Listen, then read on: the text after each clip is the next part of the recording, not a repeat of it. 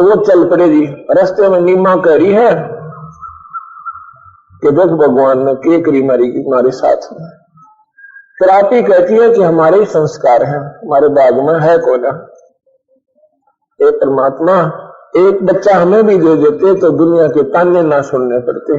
आपने क्यों भारा हो थी मालिक, आपके दरबार में कोई कमी नहीं है। ऐसे करती करती वो जा रही है, रो रही है। वो कहता है तू बावड़ी हो जाएगी, बड़ी नादान है। जब अपने भाग में है ही नहीं तो भगवान देगा कहां से। हरदम ऐसे विचार मत रखा कर, अपना भगवान बचा कर। इतना करते हुए जा रहे हैं, उधर से क्या होता है कि वो कबीर भगवान अपने सतलोक से आकर ऊपर से एक आकाश से प्रकाश का गोला सा आया और उस तालाब के अंदर आकर वो एकदम सारे जो तालाब के कमल ऐसे नजर आने लगे जैसे दिन में दिखा करें। और फिर वो सारा प्रकाश में हो गया। फिर वो प्रकाश सिमट कर एक फूल, कमल के फूल पर बालक के नवजात शिशु के रूप में परिवर्तित हो गया। इस दृश्य को स्वामी रामानंद जी के एक शिष्य अष्टानंद नाम के, वो अपनी आंखों देख रहे थे। उसने देखा कि ऐसी रोशनी मैंने तो जिंदगी भर कभी देखी को नहीं। उसके मन में क्या शंका आती है कि ये नहा धोकर अष्टानंद भी उसी तालाब में, क्योंकि स्वच्छ पानी था, अपने ध्यान मगन होने की कोशिश कर रहा था, मेडिटेशन करने की चेष्टा कर रहा था। इतने में इसने वह रोशनी देखी, इतनी गजब की रोशनी की इस लोक की तो थी नहीं। इसके मन में क्या आई कि हो सकता है मेरी भक्ति की कोई उपलब्धि होगी, मैं जो भजन सुमन कर रहा हूं, हो सकता है कोई मालिक में रजा बख्शी हो। कहते हैं प्रकाश, परमात्मा प्रकाश में है, वो ज्योत स्वरूपी है। ज्योति माने प्रकाश। वहां से उठकर चल पड़ा, अपने गुरुदेव के पास आया रामानंद से पूछने के लिए कि यह मेरी भक्ति की उपलब्धि थी या कोई मेरा भ्रम था। ऐसा तो रामानंद जी कहने लगे, अष्टानंद, जो ऐसे लक्षण होते हैं ना, आकाश से कोई प्रकाश आता है, उसमें कोई अवतार गण ऊपर के लोकों से आकर आते हैं। कोई परमात्मा तो ईश्वरीय शक्ति आई है भाई। ऐसे लक्षण जब होते हैं तो कोई अवतार ऊपर से आते हैं, तो यहाँ किसी माता के गर्भ में जन्म प्रवेश करेंगे और अपनी लीला किया करेंगे। कोई कृपा हुई है कलयुग में अवतार आने की। उसको इतना ही मालूम था कि मां के गर्भ से ही आते हैं, वैसे नहीं आते। लेकिन भगवान के ऊपर कोई बाउंडेशन नहीं है। परमात्मा है तो उसको कोई पाबंदी नहीं है कि मां के गर्भ में आए ना आवे और न्यारा भी आ जाए। तो जी वो बात समाप्त हुई। वो स्नान करने के लिए नीमा नहा रही है, क्योंकि ब्रह्म मुहूर्त में सुबह सुबह जो सूर्य उदय होता है तो अंधेरा जल्दी छट जाता है। नीमा नहा के बाहर आई, अपने जो वस्त्र बांध के नहाई थी उनको धोने के लिए पुनः तालाब पर गई। तो क्या देखती है कि सामने एक कमल के फूल के ऊपर एक पैर मुख में है, जैसे गुट्ठे चूसा करे बच्चे हैं, गुट्ठे को मुंह में ले लेता है नवजात शिशु, और एक पैर को ऐसे मार रहे हैं। उसने सोचा कि जल में हो तो कोई शंका होती नहीं। उसने सोचा नीमा ने कि कोई शर्त है और कहीं तेरा पति ना रहा है, इसको न दस ले। एकदम फिर ध्यान से देखती है तो उसने देखा कि हो ये तो कोई बालक है, और इतने गहरे पानी में कम से कम किनारे से भी 50-100 फुट की दूरी पर, वहां पर नवजात कोई जच्चा भी नहीं जा सकती, वहां पर कोई औरत वैसे भी नहीं जा सकती जहां बालक न जरिया हुआ है। गहरा पानी बहुत था। तो उसने अपने पति से कहा कि देखिए जी सामने एक बालक है, एक बच्चा है, वो नहा रहा है अपनी मस्ती में। और क्योंकि रास्ते में भी चर्चा बालक की हो रही थी, वो कहने लगा तुम पागल होगी इन बच्चों के चक्कर में, नादान, भगवान ने हमारे को नहीं दिया भाग में, तो क्यों तो हर समय तो उसकी चर्चा करती है। यह बालक कहां से आया था पानी में, तू कति नादान होगी है, तू पागल होली है, अपने दिल में डांट ले, भगवान पर विश्वास कर ले, जैसा उसने हमारे भाग्य में था दे दिया। तो हरदम मेरा जीना दुखी कराकर हर समय रोती रहती है। वो कहती है नहीं जी, सचमुच बच्चा है, सचमुच बच्चा है। देखिए देखिए, जब उसने ऐसे कसक के साथ और जिधर वो इशारा कर रही थी, अब नीरू की जब नजर पड़ी तो सचमुच कमल के फूल पर एक नवजात शिशु, इतना सुंदर शरीर के सारा शरीर वो तेज से जगमग जगमग कर रहा है। उसने तो आओ देखा ना ताओ देखा, कमल के फूल समेत तोड़ लिया। कमल के फूल समेत उसको उठा के और बाहर ले आए। बाहर ले आके अपनी पत्नी को दे देते हैं, कहते हैं स्नान में स्नान कर लेता हूं। जब उसने स्नान कर लिया, ये सामने चित्र है, ये नीमा है, ये नीरू खड़ा है, और कमल के फूल समेत तोड़ के इस बच्चे को उठा के बच्चे को और नीमा को थमा देते हैं और सूर्य स्नान करके फिर बाहर आते हैं। चलने की तैयारी होती है, चलने की तैयारी होती है फिर, क्योंकि मनुष्य जो है आदमी बहुत लोक लाभ से बहुत डरता है। औरतें तो फिर भी इतना नहीं, क्योंकि उन्होंने तो घर में ही रहना होता है। आदमी ने जगह जगह जाना होता है, तो वो सोचता है कि फलाना क्या कहेगा, फलाना क्या कहेगा, ऐसे कहेंगे वैसे कहेंगे। कोई कहेगा किसी का लड़का उठा लाए, इनका बालक नहीं था, कोई कुछ कहेगा, कोई चोरी कर लाए, कोई कहेगा कहां से ले आए। फिर उसने कहा अपनी पत्नी से कि इस बच्चे को यहीं छोड़ दो, हम इसको साथ में ले जाएंगे। लेकिन नीमा ने जब उस बच्चे कबीर भगवान को उस बालक रूप में परमात्मा, मैं बोली ना जाने इस बच्चे ने मेरे ऊपर क्या जादू कर दिया, इसके बिना मैं रह नहीं सकती, मर सकती हूं। क्योंकि देखो उस भगवान का नाम लेता हूं, मेरे रोम रोम खड़े हो रहे हैं। और जिस माई ने उस परमात्मा को छाती से लगा होगा, धन्य उसके भाग, उसको जो आनंद आया होगा उस परमात्मा के संपर्क में, उसका वर्णन वही कर सकती है। कहने वाली जी मैं नहीं छोड़ सकती, मैं मर सकती हूं। वो कहने लगा नादान, तू ना समझी करती है, हमेशा जद करती है, तू सोचती नहीं। अब जी सोच लिया बनता है, इस बच्चे को भगवान ने मुझे दिया है, मैं इसको नहीं छोड़ सकता। वो बताता है देख बात सुन, पीछे हमारे को मुसलमान बना दिया ना, हम जाति के रहे ना घर के रहे ना घाट के रहे, और अब पता है क्या होगा, जब उनको पता चलेगा किसी का बच्चा उठा लाए, हमारे को नगरी से निकाल देंगे और अपनी पिटाई होगी। अब ना जाने कहां डेरा होगा, बावड़ी कितके लाल खिलाओगी, तू रहने दे। और बोली जी कुछ भी हो, मैं तो घर भी छोड़ दूंगी और बाहर भी छोड़ सकती हूँ, और इस बच्चे ने ना छोड़ू। वो कहने लगा मैं तेरा दो करूंगा, एक तो हमेशा जद पकड़ती है, तुझे ऐसे पिटाई करूंगा तेरी। जब मैं थप्पड़ उठाया ना हाथ, उसमें ये भगवान बोले कबीर साहब के नीरू घबरा मत ना, तो मुझे घर ले चलो, कोई आपत्ति नहीं आएगी, मैं तुम्हारे साथ हूं। इससे वो नीरू घबरा गया, ये कोई फरिश्ता है, ये कोई अवतार गण है। नहीं एक दिन का बालक ऊपर बोला, वो तो चुप करके हो गया कि ना मेरा भगवान की क्यों रजा से इसमें आगे आगे चल पड़ा।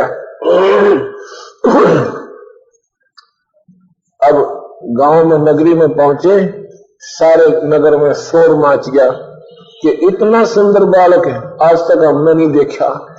उसके चेहरे में तो ऐसी चमक आई जैसे कोई भगवान हो। कोई कहता है ये तो इंद्र दिख है, कोई कहता है ये वरुण का अवतार से, कोई कहे ये विष्णु अवतार है, और विष्णु वर्ण का वही तक तो ऊपर शक्ति आ रही है, हमारे मत तक हो ना।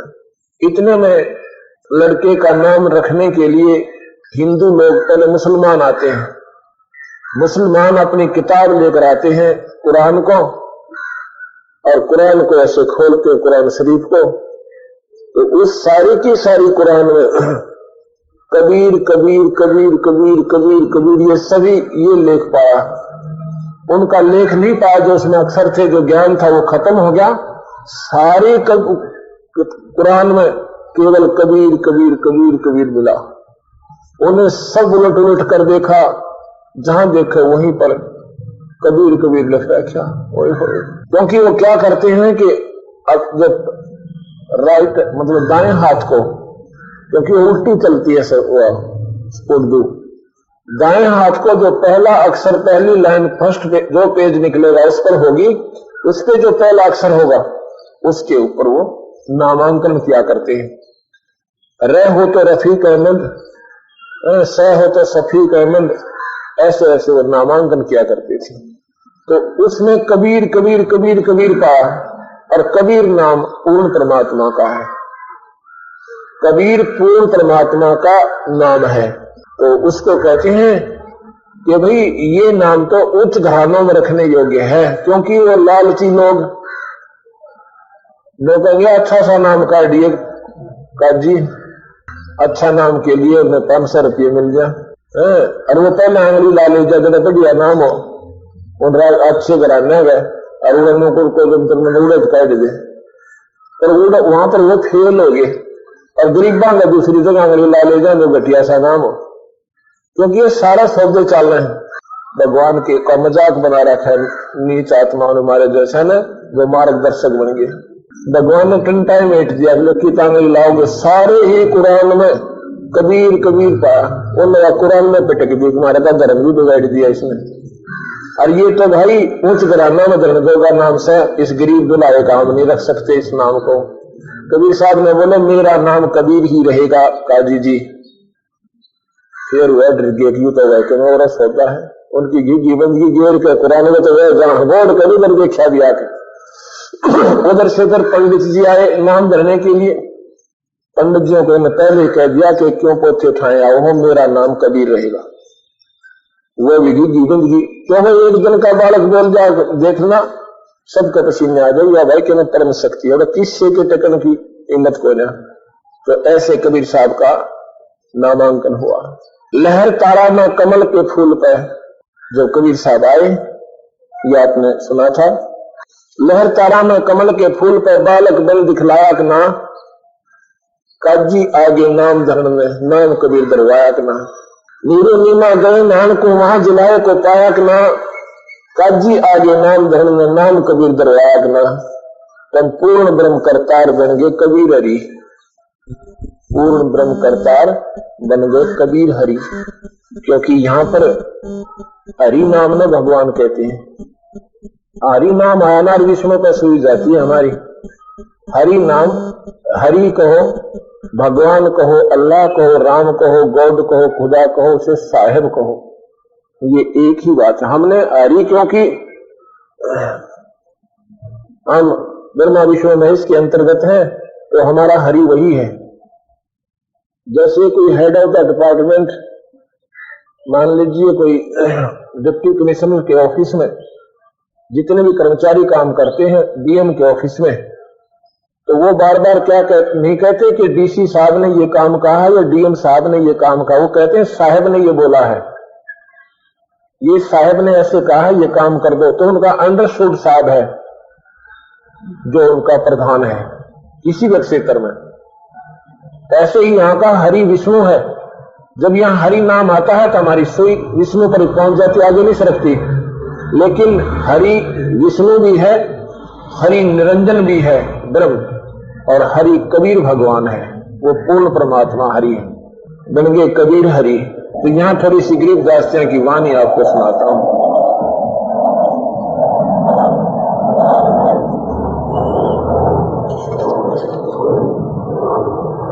अनंत कोट ब्रह्मांड में, अंत कोट ब्रह्मांड में बंदी छोड़ कहाए, सो तो एक कबीर है जननी जने नवाए। ये गरीबदास जी महाराज स्वयं कबीर अवतार। हरियाणा के अंदर रोहतक, पुराना रोहतक और नया झज्जर जिले में एक छोटे से छुडानी गांव में आके एक बलराम के घर पर जन्म लिया। रानी इनकी माता जी का नाम था, और वहां इन्होंने 10 वर्ष की आयु में वो स्वयं कबीर भगवान आकर के दीक्षा देकर गए थे और सतलोक दिखाया था। उसके बाद गरीबदासियों ने ये गरीब कबीर साहब की महिमा गाई और एक ग्रंथ साहब की वहां प्रार्थना की। उसमें से ये वाणी सुना रहा हूं जो आंखें देखी। कबीर साहब गरीबदास जी कहते हैं, हम देखा सो साच है और सकल परपंच। हमने जो आंखों देखे जो ऊपर के सारे लोग और सभी भगवानों की उनकी क्रियाएं वो हम इसमें वर्णन कर रहे हैं। अंत कोट ब्रह्मांड में बंदी छोड़ कहा है, सो तो एक कबीर है जननी जने नमाए। गरीब शब्द स्वरूपी साहेब धनी, शब्द स्वरूपी साहेब धनी, शब्द संग सब माही। बाहर भीतर रम रहा जहां तहां सब ठाई। गृह जल तल पृथ्वी गगन में बाहर भीतर एक, पूर्ण ब्रह्म कबीर है वो अवगत पुरुष अलेख।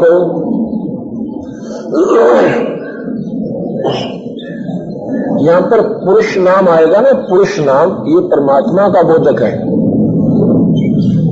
पुरुष नाम भगवान है, सतपुरुष, सतपुरुष, सच्चा भगवान, सत्य साहेब, सच्चा ईश्वर। एक बार मीराबाई जब घर त्याग कर जा चुकी थी, उसने पता चला कि गुफा के अंदर एक महात्मा रहता है, चलो महापुरुष के दर्शन करने जाती हूं। वहां खड़े सेवकों ने कहा कि आप माई यहां से जाइए। अब क्यों भाई? कि ये महात्मा औरतों को दर्शन नहीं देते। वह बोली, भाई देख बात सुन, ये पुरुष है। हाँ ये पुरुष है भाई, बढ़िया है। फिर मैंने तो पुरुष की तो सुना था भगवान वहां रहता है और पुरुष यहीं पर है, तो इसके दर्शन करके जाऊंगी, मैं यहां से जाती को ना। तो उन्होंने बताया कि जी ऐसे एक माई है और मीरा नाम है उसका, तो कहती है मैं दर्शन करना जाऊंगा को ना, जब भगवान यहाँ बैठा है तो मैं क्यों डरे रहूं। पुरुष नाम परमात्मा का, ये बाकी नकली पुरुष है जो हम बने बैठे। तो जी उसने सोची भाई बात तो कुछ लगा लागती सी कैसे, चल दर्शन करते हैं। हाँ क्या बात है माई, मैं भगवान मैं देखो थी कि पुरुष बताया एक, दूसरा पुरुष आप कहां से आ गए। उस माई मीरा ने उसको डिटेल बताई, पैर पकड़ दिए उस माई के। मैं बोले इस चल वही मिट्टी तेरी है वही मेरी है नादान, और अभी तो तू औरत को दूसरा मानता तेरे अगर भक्ति को ना। अब तो इस ऊपर के खोल को देख रहा है, अंदर वस्तु दिखाई नहीं दे रही तुझे इसमें है क्या। जैसे पहले स्वांगी स्वांग किया करते थे, उसमें लड़के जो है लड़कियों का रोल करते थे, और ऐसा खूबसूरत जो कहते लड़की जैसा रूप छोटे छोटे लड़के 12-13 वर्ष की बिना दाढ़ी मूछ के रोल किया करते थे। तो स्वांग देखने वाले जो गए हुए थे बच्चे, उनमें से जिसने उसको देखा था कि वो लड़का है लड़की नहीं है, तो जब वो डांस कर रहा है तो वो तो कहता है देख बड़ा अच्छा नाच रहा है, वो कहता नहीं नाच रही है, बोल नहीं नहीं ये लड़का है, वो कहता नहीं लड़की है।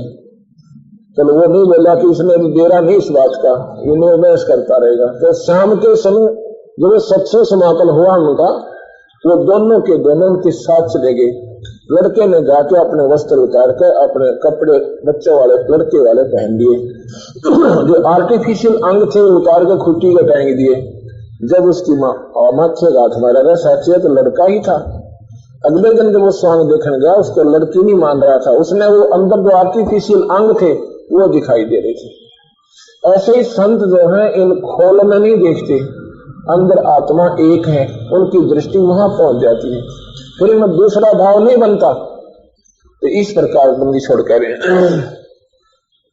यह पुरुष जहां नाम आता है अवगत पुरुष अलेख, अलेख माने अवर्णनीय, अविगत जिसकी गति को कोई जान नहीं सके, जिसकी महिमा आज तक कोई पा नहीं पाया। और पुरुष पूर्ण ब्रह्म कबीर है, अविगत पुरुष अलेख, अलेख जिसका कोई लिखने में भी कोई ना उसकी महिमा। जल थल पृथ्वी गगन में बाहर भीतर एक, पूर्ण ब्रह्म कबीर है अविगत पुरुष अलेख। गरीब सेवक होकर उतरे, इस पृथ्वी के माही, जीव उदाहरण जगत गुरु हो, बार बार बल जाही। दिल काशीपुरी कष्ट किया, उतरे अगर आधारे, मोमन को मुजरा हुआ, वहां जंगल में दीदार। मोमन कहते हैं वो मुसलमान जो आर्टिफिशियल बनाए जाते हैं। इसमें सन्नित और मोमन दो प्रकार के मुसलमान होते हैं। गिर कोट कर्ण शशिभाने, सोदे आसन अदर विमान, तरसत पूर्ण ब्रह्म को, शीतल कंड और प्राण। कोट किरण शशिभान शुद्ध, करोड़ों चंद्रमा और सूर्य की किरणों की रोशनी को मिक्स कर दे, उसमें गर्मी ना हो। उस बंदी छोड़ भगवान कबीर साहब की इतना तेजो में शरीर था। और परसत माने सप्रस करते ही उस लड़के को, पूर्ण ब्रह्म भगवान को, शीतल कंड और प्राण, उस माई के नीमा के, यानी इतना आनंद आएगा, इतनी शांति होगी उसको। कोट कर्ण शशिभान, से दे आसन अदर विमान, परसत पूर्ण ब्रह्म को, शीतल कंड और प्राण। गोद लिया मुँह चोम के, हेम रूप झलकनते, वो जगर मगर काया कर है, दम के पदम अनंत। उस माई ने भगवान को गोद लिया, उसके मुंह चूमया लाद कर अपने बच्चे के रूप में। देखिए भगवान धन्य है वह नीमा जिसका संतान ना हुई, और जिसके कारण भगवान ने स्वयं संतान पूर्ति और उसकी मुक्ति करने के लिए स्वयं आना पड़ा। इसकी करनी, उसके पिछले संस्कार धन्य है। गोद लिया मुख चूम के, हे तरु हेम रूप झलकंत। हेम माने बर्फ, हिम, हिम का अपभ्रंश है हेम। अब कहते ना ये भाई अच्छा बढ़िया कपड़ा देना सफेद, तो लोग क्या करते हैं, हम भाई स्नो व्हाइट देना, स्नो व्हाइट यानी बर्फ जैसा सफेद। बर्फ की सफेदी सबसे ज्यादा सफेद है, इसके बराबर कोई सफेदी नहीं है जो बर्फ में व्हाइटनेस होती है। तो यहां कहते हैं हेम रूप झलकंत, उस बर्फ की तरह उनकी सुंदरता, इतना सफेद रंग था मालिक कबीर भगवान का उस नवजात शिशु का। ग्रीब गोद लिया मुख चूम के, हेम रूप झलकंत, वो जगमग काया करे, दम के पद्म अनंत। काशी उमटी गुल भया, गुल मन शोर होगा सारी, और उमड़ उमड़ का आई। जब लड़के का बेड़ा पिटा, सारी काशी उमड़ का आगी। काशी उमटी गुल भया, वो मोमन का घर घेरे, कोई कह ब्रह्मा विष्णु है, कोई कह इंद्र कुबेर। अब बच्चा देख रहे ना, बुआ आवेगी, काकी ताई आऊंगी, इकट्ठी होंगी। कोई तो होगा इसके दादा का दिखे से, कोई का इसके काका का शकल जारी से, अपने अपने अटकल लाग रहे, ये नेचुरल है इनकी। कोई लोग कहना इसके पापा का है, नो का नहीं। ये अपनी अटकलें अपने हिसाब से लगाती है। ऐसे ही वो आकर के सभी कहते हैं, कोई तो कहते हैं ब्रह्मा जैसा दिखे, कोई कहने में विष्णु के समान जिसकी सुंदरता है। कोई कह धर्मराय है, कोई कहता है ईश, 16 कला सुभान गति, कोई कहे जगदीश। दुनी कहे ये देव है, देव कहते हैं ईश, ईश कहे ये पूर्ण ब्रह्म है, पूर्ण विश्व 20। देव दुनिया तो न कहे देवता से, देवता न कहे तो विष्णु हो सका है, और विष्णु न कहे तो भाई पूर्ण परमात्मा होगा, हमारे मत से कोई ना। अब क्या करते हैं वो मालिक, ना दूध पीते हैं, ना रोटी खाओ, रोटी तो खाओ ठीक है, ना दूध पिए, ना कुछ दलिया वलिया घोल गाल कर ना कहना चाहे हुआ भी ना पिए। तो दूध तो उनके स्तर में था नहीं, तो क्या समस्या आएगी। वह माई रोए रोए, इतनी रोए कि भगवान आज 7वां दिन हो गया, और इस बच्चे ने दूध नहीं पी दिया है मालिक, अब मेरी इसमें ममता बनेगी, अब ये मरेगा। देख मेरे खोटे बाग, प्रथम तो संतान नहीं थी, अरे परमात्मा संतान दी, अब यह मरेगी। हे मालिक इससे अच्छा ना देते, सबर तो हो रहा था, या डबल पीड़ा और कर दी मेरे तो। यूं कहकर फूट फूट करो रुदन मचा दिया। इतने में शंकर भगवान क्योंकि उपासक शंकर भगवान की थी। शंकर भगवान एक साधु का रूप बनाकर आकर कहे, माई क्यों रो रही हो, क्या तकलीफ है बेटी तुझे? महात्मा की तरफ देख कर माई कहती है, भगवान मेरे दुख न मत न सुने, तुम भी रो पड़ोगे। महाराज जी मेरे दुख को मत सुनो, आप भी रो, आप पर सहन नहीं होगा। कहने लगा, बेटी फिर भी बताओ, सुनाने से मन हल्का होता है, ऐसी क्या आपत्ति है आप पर? रोती रोती सबक सबक कर कह रही है कि महाराज जी हम पहले तो हिंदू थे, मुसलमान बना दिए, जब बाई फोर्स जबरदस्ती, वो भी चलो कोई बात ना, हमने सब्र किया। हमारे संतान नहीं थी, उस संतान के ना होने से कष्ट बहुत था आत्मा को, और फिर भगवान ने कृपा की, लड़का दिया, एक कमल के फूल पर हमें लहर तारा तालाब में पाया, और अब ये मालिक है भगवान, हे राजन, महाराज जी ये ना कुछ खाता ना पीता, ये मरेगा। नो क्या कहा, फिर उंगी तरिया इचकी बंदगी रो रो कर, कभी लड़के का ना देखा और कभी अपनी किस्मत में कोसा। शंकर भगवान ने उस कबीर भगवान को उठा लिया और आंखें में आंख मिलाई। कबीर साहब ने 7 बार चर्चा करी शंकर भगवान पे, और ने बोला, शंकर जी इसने कह दो मैं मरण का कोई ना, और या बुढ़िया मरेगी।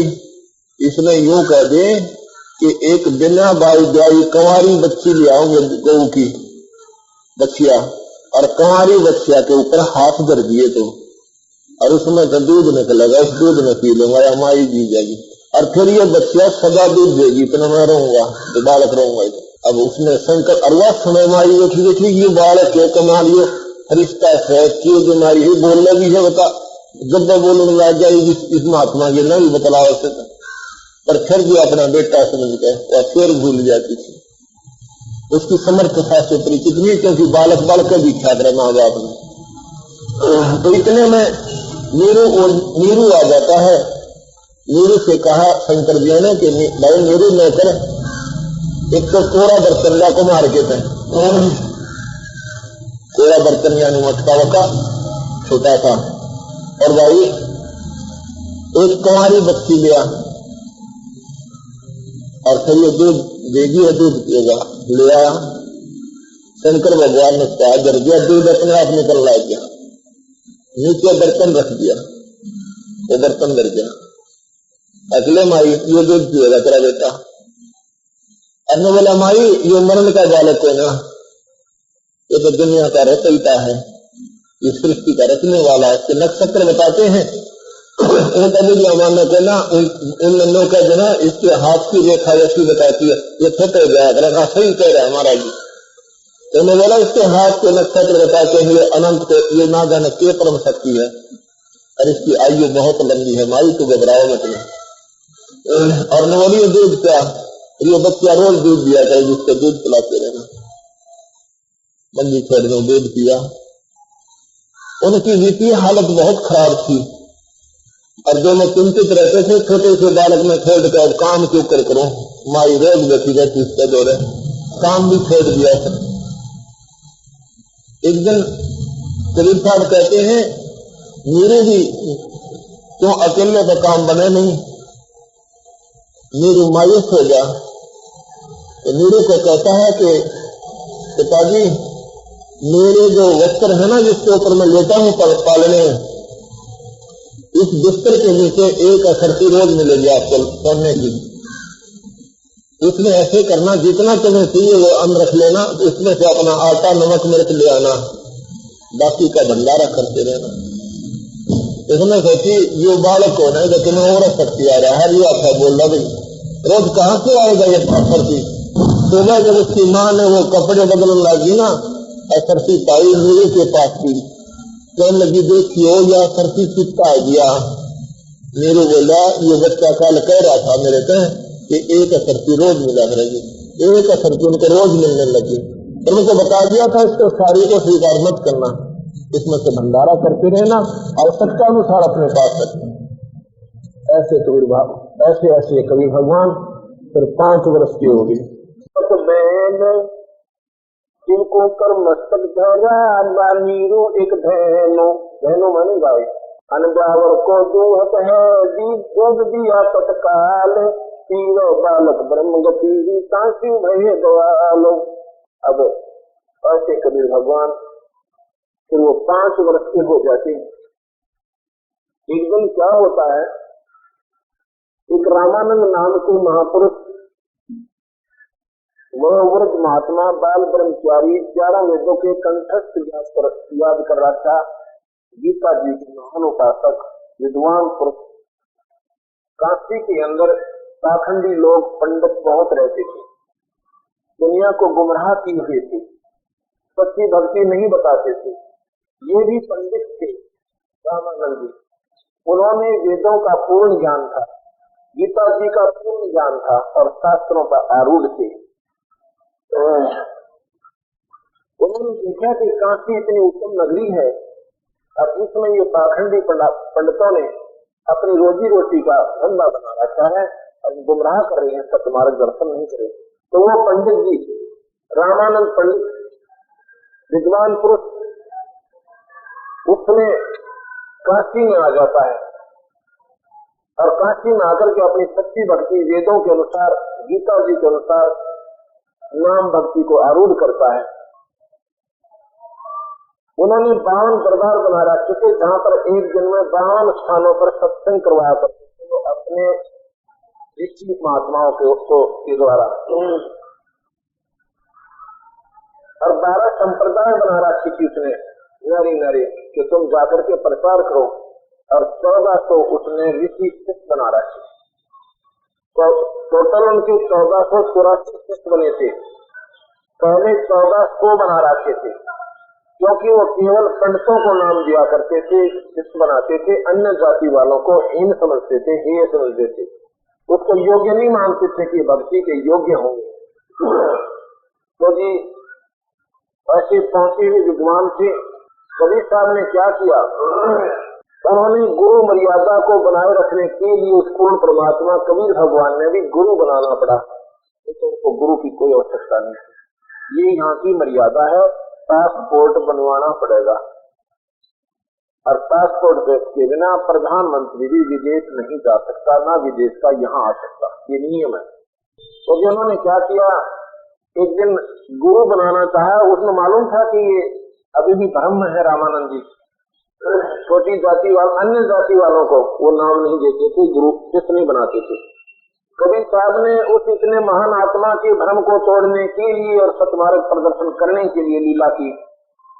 एक 2.5 साल के बालक का रूप बनाकर गंगा के घाट की पौड़ियों में जाकर सुबह सुबह लेट गए।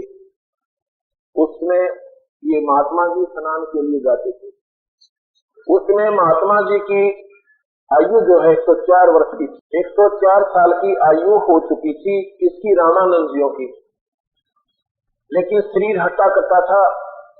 बाल ब्रह्मचारी थे, योगी पुरुष थे, अच्छी जड़ी बूटियों की को प्रयोग करते थे। स्नान करने के लिए सुबह सुबह मुंह अंधेरे जा रहे हैं और जब गंगा के घाट में उतर रहे हैं स्नान करने के लिए, कबीर साहब के सर में उनकी खड़ाऊ लगती है। 2.5 वर्ष के बच्चे के रूप में जब वो लेटे भी थे, खड़ाऊ लगते ही तो वो रोने लगते जैसे बच्चा रोया करे, बिलख बिलख कर। महात्मा जी ने, क्योंकि संत दयालु बहुत होते हैं, एकदम झुके। जब झुके तो उनके गर्दन की एक माला होती है, कंठी बोल रहे उसने, वह कबीर साहब के गले में गल गई। अंधेरे में मेरा पट्याना और फिर गोदी में ठा लिया ने बोला, बेटा रो मत ना, मैंने दीक्षा को ना पुत्र अंधेरे में धोखे में लागी तेरे ठोकर, सिर पर हाथ धरा, बेटा राम राम बोलो, राम नाम से कष्ट दूर होते। कबीर साहब चुप हो गए, वो तो खेल खेल रहे थे। तो जी ये बैठ जा बच्चा,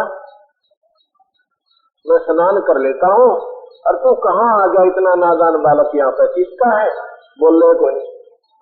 अब बच्चा नहीं बोल रहा है तो कोई बात नहीं, आश्रम में ले जाऊंगा, किसी का होगा तो भिजवा देंगे उसके घर पे। ऐसा करके बैठा दिया और स्वयं स्नान करने लगे। कबीर साहब वहां से अंतर्ध्यान होकर अपनी झोपड़ी में आ गया, अपने माता पिता के पास। कुछ दिनों के बाद एक दिन कबीर भगवान जो है एक सत्संग में चले जाते हैं जहाँ पर एक रामानंद का श्रेष्ठ विद्वान ऋषि वो कोई कथा कर रहा था विष्णु पुराण की। विष्णु पुराण में बता रहे हैं कि भगवान विष्णु से शिव की उत्पत्ति हुई और इन्होंने ब्रह्मा को अपने कमल नाभि कमल से उत्पन्न किया। ये सर्वशक्तिमान ही जो चाहे सो कर देंगे, तीन लोक के भगवान। अब यह परिभाषा नहीं समझ वाइन की, एक तरफ का कहते हैं सर्वशक्तिमान और फिर लोग तीन लोक के भगवान। तो ये तो सोचो सर्वशक्तिमान तो सारे लोगों का होना चाहिए, तभी सर्वशक्तिमान हो सकता है। चलो जैसे भी नाचने दे रहे थे अपने सत्तम करके वो मंजरा कर डाओ। कबीर साहब थोड़ी देर दूर सत्संग समापन हुआ तो कहता जी मैं एक प्रश्न पूछना चाहता हूँ, शंका उत्पन्न होती है, सारी सभा बैठी है। वो कहता पूछो क्या पूछना चाहते, क्यों तो अपने महात्माएं भी पास गया था। तो कबीर साहब ने एक प्रश्न किया कि कौन ब्रह्मा का पिता है और कौन विष्णु की माँ, शंकर का दादा कौन है, हमको दे बता। अब यह सारे फेर छोड़ दिए, क्यों वही विद्वान पुरुष शिव पुराण को पढ़ता है जो तो लोग शिव जी तो सारे पैदा हुए, ब्रह्मा भी विष्णु भी सर्वशक्तिमान है, तीन लोग के भगवान। अब तो विष्णु पुराण को सुनाते हैं विष्णु से ब्रह्मा उत्पन्न हुआ, शिव उत्पन्न हुआ, और शिव और जो ब्रह्मा पुराण को बताते हैं ब्रह्मा से विष्णु और शिव की उत्पत्ति। बता भाई इनकी कोई ठिकाना तो पूछो इनसे। तो मैं बोला वही बताता है। अब उसने कि मैं बेरा हूं तो बताऊं क्योंकि शास्त्र इनकम्प्लीट है, और कंप्लीट है तो इन पेन का दशा होनी जिनको मन नहीं समझ में आई। भी जो देवी भागवत पुराण में लिख रखा है कि देवी जो है सेना वाली इन ब्रह्मा विष्णु में इसकी माता है। और यह साफ कहती है बेटा जब सारा कोई काम अड़ जाना आपका मुझे याद कर लेना, वहां खड़ी पाऊंगी, और मेरा और तुम्हारे पिता निरंजन को हमेशा याद रखना, इससे तुम्हारा काम ये राज्य है ठीक चलता रहे। तो फिर कहते हैं कि रिसीवर मैं बताऊं आपसे कहा, एक दिन मैंने शिव पुराण सुना था, उसमें लिखा है कि शिव जी से ब्रह्मा और विष्णु की उत्पत्ति हुई। ऐसे एक दिन ब्रह्मा पुराण सुना था, उसमें ब्रह्मा से शिव और विष्णु की उत्पत्ति बताते हैं। देवी भागवत में होता है कि तीनों की माँ है। अब जी ये हमारे शंका उत्पन्न हुई है, अगर आपको तो महसूस ना हो तो समाधान कीजिए। अब समाधान कुछ है नहीं इनके पास, तो उन्होंने उसने सोचा भाई बड़ा पश्चार्य संगत कहेगी इतना, कितने दिन हो गया हमने तो बना रहा था, करीब तो जवाब भी नहीं आ रहा। तो अपनी उसमें मैया अपने अभिमान वश उस मूल चीज ने तो भूल गया। कहने लगा तू कौन है, तू कहाँ से आया है? वो बोला मेरा नाम कबीर है और मैं नीरू दुल्हे का बेटा हूँ। तो जी वो तो 100 का पारा गया उसका। तो बोला देखा भगत दिनों, कहेगा तेरा गुरु कौन है? कि मेरा गुरु है जो है कबीर भगवान रामानंद जी। कौन रामानंद? कि जो रामानंद जी आपके गुरुदेव है वही मेरे गुरुदेव, स्वामी रामानंद जी। और कौन रामानंद जी? वही रामानंद जी। इस बात को पकड़ लिया उसने। देखो भाई जितने भगतजन है ये झूठा आदमी है, ये बच्चा बहुत झूठा है। हमारे गुरुदेव तो इन छोटी जाति वालों को अपने नेड़े भी नहीं आने देते, नजदीक भी फटकने देते, इनके दर्शन भी नहीं करते। और ये झूठा कपटी कहता है मैंने उनसे उपदेश ले रखा है। मैं गुरुदेव के पास जाऊंगा, उनको बताऊंगा तेरे जो ना डंडे पड़ेंगे और तेरी पिटाई बनेगी। कबीर साहब कहने लगे भाई जैसे आपकी मौज है गुरुजी से पूछ लेना, और मुझे भी मैं आ जाऊंगा अगर गुरुजी मुझे आदेश देंगे आने का। अगले दिन उसने तो पूरा पंगा पा दिया। अगले बोला तुम भी आना सारे, देखना इसकी पोल खुलेगी। इस बात को मैं तो सभी देखने खातिर चले जाते हैं सुबह सुबह 10 बजे से 11 बजे, और उधर से वो जाकर के शाम को अपने गुरुदेव को बताता, गुरुदेव एक नीच दुल्हे के बालक ने हमारी इज्जत उतार दी। कहता मैं रामानंद जी से नाम ले रखा है, और मैंने तो उसको कहा कि तेरी सहमत आओगी गुरुदेव ने बताऊंगा। तो रामानंद जी जैसे मृग उछला कर इतना दुख मान गया कि वो झूठ बोलता है, वो कपटी है, मैं नीच जाति वालों को तो दर्शन भी नहीं देता, ना दर्शन करता। और सुबह उसको लाना पकड़ के यहाँ पर और सारी दुनिया के बीच में उसको जलील करेंगे। अब उस मालिक के कबीर भगवान की रजा थी। क्या होता है कि उनको, वो तो ताक में बैठा था, सुबह सुबह उसने ऋषि जी ने भेज दिए 4 मसंदे कि लाओ उसको पकड़ के। अब पकड़ के वहीं से उनके माँ बाप के सामने से उठाकर कबीर भगवान को चल पड़ते हैं। उसकी माँ रो, उसके पिताजी रो कि मेरे बच्चे ने ऐसी क्या गलती करती, इसको मारो मत ना। उनको भी कह दिया खबरदार वहां आगे तो नीच जाति वालों, वो डरते हुआ जा को ना भाई महापुरुष के आश्रम में बाहर खड़े खड़े रोवे, ए भगवान या कौन बनी, देख हम गरीबों का कोई नहीं है और ये हमें जानबूझकर पीड़ा दे रहे हैं, हमारे बच्चे को दुखी कर रहे हैं। अंदर गए, कहा जी कबीर साहब आगे हैं। रामानंद जी ने पर्दा लगवा दिया आगे का, नो दिखाने के लिए कि मैं इनके दर्शन भी नहीं करता, ये झूठ कहते हैं। इतने में क्या करते हैं कि इसको बैठा रहने दो यहाँ पर, मैं थोड़ी पूजा करता हूँ और फिर बाद में बात करूंगा। वो पूजा कैसे करते थे रामानंद जी? आंखें बंद कर लेते थे, भगवान विष्णु की मूर्ति काल्पनिक बनाते थे, काल्पनिक, और फिर उसको जैसे गंगा जल अपने सिर पे लाए हों आदर श्रद्धा से, नंगे पैरा नहाकर उस गंगा जल को बाल्टी में डालकर और भगवान विष्णु की मूर्ति को गंगा जल से स्वच्छ कर रहे, नहा रहे, सारे कपड़े उतार देते हैं और नए कपड़े पहनाते, धोती बांधते हैं, तिलक लगाते हैं और ऊपर मुकुट रख देते हैं और गले में माला डालनी भूल जाते हैं। एक कंठी होती है, माला डालनी अति आवश्यक है क्योंकि ये कर्म कांड के अंदर आता है, सत्कर्म में आती है। अगर माला ना डाले तो पूजा पूरी नहीं है। और मुकुट रखने के बाद मुकुट उस दिन उतारा नहीं जाता, वो अपशकुन होता है। मुकुट बाद में रखते हैं, पहले माला डालनी चाहिए थी, परंतु उस दिन वो भूल गए, याद नहीं रही। ये लीला थी जब रोज करते थे, उस दिन क्यों भूले? या खेल खेलना था उस परम पिता कबीर भगवान ने। तो जिन्होंने क्या किया, रामानंद जी ने सोचा कि मुकुट तो उतार नहीं सकता और माला डालनी अति आवश्यक, ना तो पूजा खंडित। उसने उस मुकुट के अंदर से कोशिश करता है कल्पना से कि मुकुट के अंदर से डाल देता हूँ, वो यहाँ आकर फंस जाती है, आगे नहीं जाती। असमंजस में होकर बैठ जाते हैं। कहा जिंदगी में पहली बार मेरे साथ ऐसा चांस हुआ है, ऐसी घटना घटी है, या कि मेरे कौन से कर्म की हानि होगी। इतने में बाहर बैठे वो कबीर भगवान बोलते हैं, 5 साल के बालक, कहते स्वामी घुंडी खोल कर। मैं बोले महाराज जी इस माला की गांठ खोल लो और फिर गले में डालकर फिर गांठ लगा दो, मुकुट उतारना नहीं पड़ेगा, मुकुट उतारने की आवश्यकता नहीं पड़ेगी। अब रामानंद जी किसकी माला की गांठ खोल थे?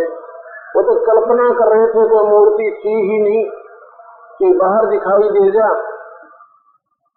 उसने देखा भाई नो कहते हैं भगवान का नाम मालूम, इस रूप में आ जा। इतना तो ज्ञान था क्योंकि विद्वान पुरुष थे, परमात्मा को चाहने वाले भी थे। तो भगवान बैठा है सामने, जो मेरे मन की बात बता दी, डोडी पर्दा दूर भगा और लीना कंठ लगा, छाती को ला दिया। वो बालक जिसने नफरत कर रहा था। और गरीब दास गुजरी बहुत, गरीब दास गुजरी बहुत, जो बदन मिला। सामने कितने उसके चेले बैठे और वो जनता जो रोज कहा करती थी कि एक महापुरुष छोटी जाति वालों के दर्शन भी नहीं करता, और उस छोटी से छोटी जाति वाले को गरीब से गरीब के बालक ने और वो अपने सीने से सता रखा। वो कहे एक महसूस तो बहुत हुआ दुनिया की एक वही। और भाई भगवान जो विद्वान पुरुष होते हैं ना, उस समय समाज में ठावा पटक दिया था समय आने पर। गरीबदास महाराज कहते हैं वक्त पड़े सौदा करे, और कोठे घेरे ज्ञान। उसने भगवान सामने खड़ा ज्ञान की उनकी आवश्यकता ना और ना ज्ञान और जाति की पलना में गिर जाना चाहिए। फिर कहता है कि बच्चा एक बात तेरी बिल्कुल ठीक है कि तूने मेरे मन की बात बता दी तो परम शक्ति है। एक बात बता कि हाँ आपने झूठ क्यों बोला कि आपने मेरे से उपदेश ले रखा। गुरुदेव झूठ नहीं बोला मैं नाम ले रखा आपसे। मैंने कब नाम दिया ना जानते रहे तो आप झूठ बोल रहे हो।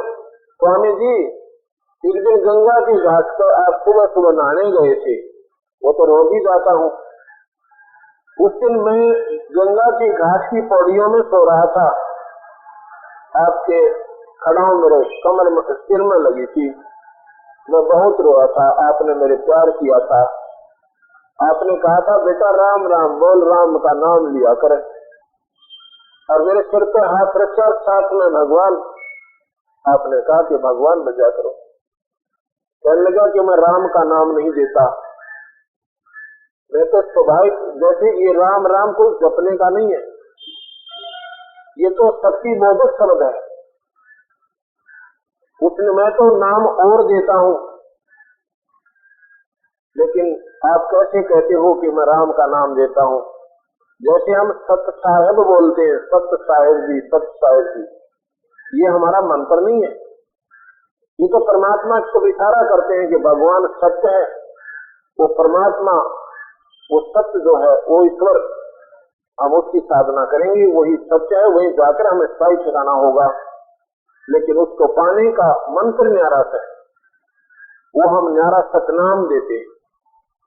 वो सतनाम सतनाम नहीं जपा जाता, उस सतनाम का भी आगे और ज्यादा एक भेद है।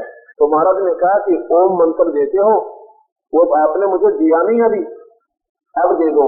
आप ऐसे कैसे दे दो? तो आपने नाम नहीं लिया ना मेरे से, लिया जी। कैसे? वो माला काट कर दिखा दी, वो कंठी जो रामानंद जी के गल से निकल गए, उसके वो महाराज के गले में गल गई थी। कहते आप ये कंठी को देते हो जिसको शिष्य बनाते हो।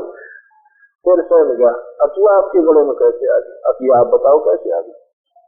फिर स्वीकार कीजिए जी, अब तो बिल्कुल। पर एक बात बता बच्चा, क्या कि वो तो 2.5 साल का बालक था और तुम तो 5 साल के बच्चे। उस समय 5 साल के बच्चे बहुत तगड़े हो जाते थे और 2.5 साल का बच्चा बहुत छोटा होता था। तो कबीर साहब कहते हैं कि स्वामी जी ये सामने देखिए, एक सेवक की खटिया थी, खाट चारपाई और नीचे रखी थी। कबीर साहब ने उसके ऊपर दूसरा रूप बना लिया, वो 2.5 साल के बच्चे का और 5 साल के रूप में सामने खड़े हैं, संगत सारी देख रही है। बोले स्वामी जी ये देखिएगा, ऐसा था मैं। रामानंद जी ने 6 बार तो उसको देखा, 6 बार उसको देखा। फिर आंखें में सुना तो मेरी आंखों का भ्रम हो, फिर देखा। फिर ने बोला बिल्कुल ठीक है, चरणों में गिर जाता है। वो 104 साल का महात्मा, ये देखिएगा, ये कबीर साहब 5 साल की आयु में खड़े हैं। ये सामने इनके गले में माला है और इधर ये छोटी सी खाट पर चारपाई पर छोटे से रूप में ये यहाँ पर है। ये 5 साल की आयु में और ये 2.5 साल की आयु में, ये 2 रूप में महाराज दिखाई दे रहे हैं। फिर रामानंद जी कहता है, इस बात को देखकर वो सहम जाता है, ये परम शक्ति है। रामानंद जी को विश्वास बन गया कि ये परमात्मा स्वरूप है। फिर कबीर साहब से कोई डिस्कस करते हैं, कहते हैं बच्चा एक बार आप अकेले बैठेंगे, अब चलो जी। कबीर साहब कहते हैं भगवान हे गुरुदेव आप काहे की पूजा कर रहे हो? न बोले बेटा मैं भगवान विष्णु शिव जी शंकर सारे की पूजा करता हूँ और एकादशी का व्रत रखता हूँ, गंगा में स्नान करता हूँ और तीर्थों पर भी जाता हूँ। ऐसे ऐसे अपनी सारी बुद्धि बताता है। तो क्या होगा भगवान इससे कि मैं स्वर्ग में जाऊंगा, और स्वर्ग में क्या होगा कि वहां पर बच्चा दूधों की तो नदी चलती है, बहती है विष्णु के लोक में, और बड़ा सुंदर लोक है, सफेद लोक है। वहां पर मुझे देव शरीर मिलेगा और वहां पर सुंदर सुंदर हीरे पन्ने जवाहरात सुंदरता के लिए शरीर में नेचुरल होते हैं। यहाँ तो उसकी डुप्लीकेट कॉपी चाल लगा देता है ये काले का। वहाँ पर हीरे पन्ने नेचुरल शरीर में उन देवताओं के होते हैं, औरतें और आदमियां गए, जिससे उनकी ब्यूटी यानी उनकी सुंदरता और ज्यादा बढ़ जाती है कि वहाँ मुझे देव शरीर मिलेगा, भगवान के दर्शन करा करूंगा, ठाठम ठाठ रहेंगे और मुरली बाज जाएंगे। तो रहोगे कितने दिन स्वामी जी वहाँ पर? वो कहने लगा भाई ये तो मेरी कमाई के ऊपर निर्भर करता है, कितने मेरे पुण्य होंगे, उन पुण्यों के आधार पर मेरा वहाँ पर एक समय सेलेक्ट होगा, मेरा जो है निर्धारित किया जाएगा रहने का जीवन। तो उसके बाद कहाँ जाओगे स्वामी जी? कि बच्चा फिर मृत मंडल में आना पड़ेगा अपने फिर जन्म सुधारने के लिए। क्या ये श्योर है कि आप दोबारा मनुष्य बन जाओगे? अकेले नहीं, हो सकता है हमारा संस्कार 84 लाख दुनियों में जाने का होगा और फिर कभी मनुष्य शरीर मिलेगा। तो कहने लगे महाराज जी मैं आपको बताऊं एक कहानी। अब क्या कि आपने असंख्यों जन्म होगी, आपने ऐसे ही चक्कर लगाता है, आप भक्ति भी करते हो, स्वर्ग भी जाते हो, स्वर्ग के बाद फिर नरक में भी जाते हो, क्योंकि नरक भी आपने भोगना पड़ेगा। गीता जी में लिखा है जैसे कर्म प्राणी करेगा वो भोगने पड़ेंगे, जैसे का तात्पर्य पुण्य भी और पाप भी। पुण्यों के लिए स्वर्ग है और पापों के लिए नरक है। कुछ ऐसे कर्म होते हैं जो 84 लाख दुनिया में आपने भोगने पड़ेंगे। ये इसका अपना संविधान है, काल भगवान का, निरंजन का, ब्रह्म का। कहने के पुत्र है तो ऐसा कहीं ऐसा। तो मैं आपको एक ऐसा स्थान बताऊं जहाँ की साधना सबसे आसान और श्रेष्ठ है।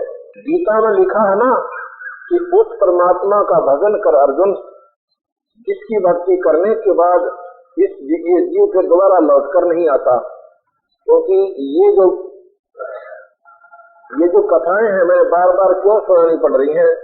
क्योंकि ये बुरुष मारनी पड़े, बुरुष मार कर ये नया रंग से नहाना पड़ रहा है मुझे इस कबीर भगवान का, जो अति आवश्यकता और शास्त्र में प्रमाण है इन बातों का। इसमें लिखा है कि उस परमात्मा का ध्यान दो अर्जुन। ये है 18वें अध्याय का 40वां श्लोक।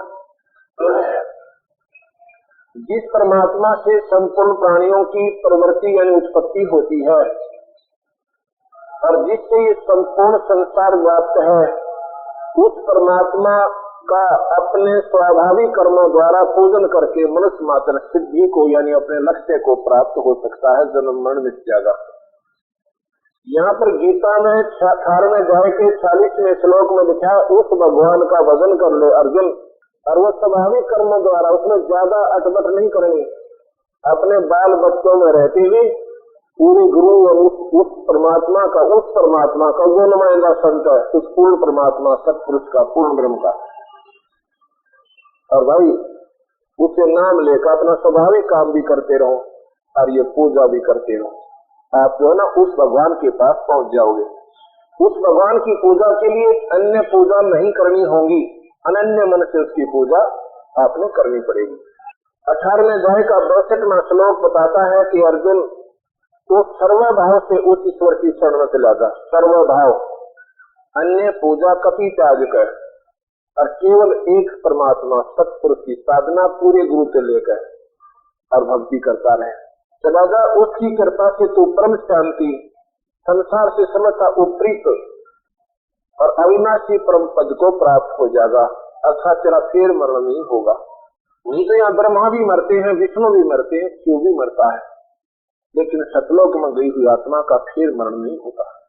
18वें अध्याय का 63वें श्लोक में कहता है ये गुप्त से गुप्त ज्ञान भी मैंने आज तुझे बता दिया, जो कि मैंने आज से पहले किसी को नहीं बताया। तू अच्छी तरह विचार कर ले जो तूने करना है। 18वां अध्याय का 63वां श्लोक है, ये पढ़ना, गीता जी आपके पास होगी।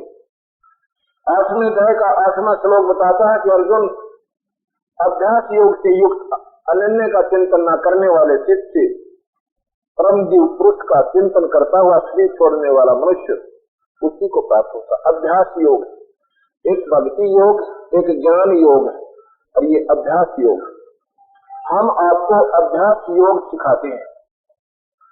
अभ्यास योग क्या है कि नाम उठत नाम बस नाम सोवत जागवे, नाम खाते नाम पीते नाम चेती लागवे।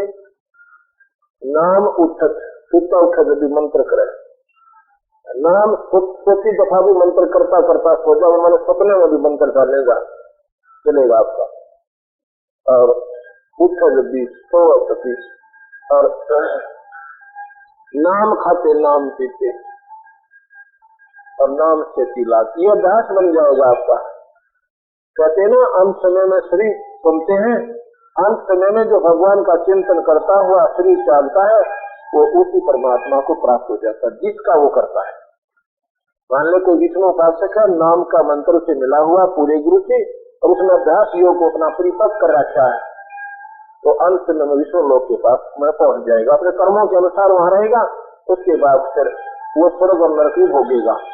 लेकिन कबीर साहब का जो मार्ग है ये अभ्यास योग सतनाम और सार नाम का है। इस मंत्र का जाप, सार नाम का जाप करता हुआ ये प्राणी अपने सतलोक में पहुंच जाएगा। अभ्यास योग किसका परिपक्व होगा? जो पहले रूप से अभ्यास कर रहा है, अंत समय में भी उसको वही याद रहेगा। एक बुजुर्ग था और वो शरीर छोड़ने लगा, तब उसकी जुबान बंद होगी। जुबान बंद होगी तो बच्चों ने ऐसे ऐसे गर्दन मार रहा है जैसे बोलना चाहता है, कुछ बताना चाहता है, हाथ भी कर रहा है पर बोल नहीं पा रहा। उनके बच्चों को, लड़कों को मालूम था कि पिताजियों के पास बहुत ही धन है, लेकिन ये कहते थे बताऊंगा कभी समय आने पर। आज ये अचानक मर रही हैं और बताना चाहते हैं पर बता नहीं पा रहे।